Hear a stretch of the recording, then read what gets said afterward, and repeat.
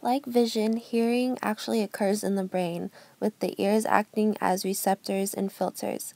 The outer structure of the ear, the pinna, acts as a funnel and directs sound vibrations into the auditory canal.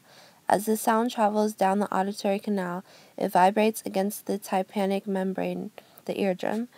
Behind the tympanic membrane are three very tiny bones, the malleus, the incus, and the stapes, that transmit the vibrations to the cochlea.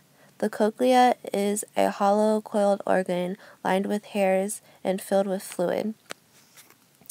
The vibrations from the bones agitate the fluid in the cochlea, causing the hairs to move.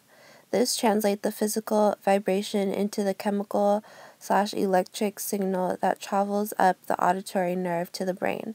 The hairs inside the cochlea are very sensitive, and it's possible for them to become damaged by excessive vibration, which can lead to hearing loss.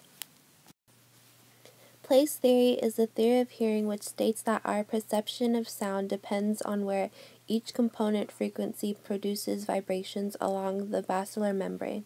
By this theory, the pitch of a musical tone is determined by the places where the membrane vibrates based on frequency corresponding to the tonotopic organization of the primary auditory neurons.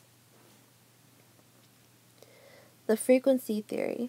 Early forms of the frequency theory were sometimes referred to as telephone theories and assumed that the auditory nerve passed complete time domain representatives of the incoming acoustic signal to the brain in a manner analogs to the way the waveform of the speech sound is transmitted into fluctuating voltages in a telephone line.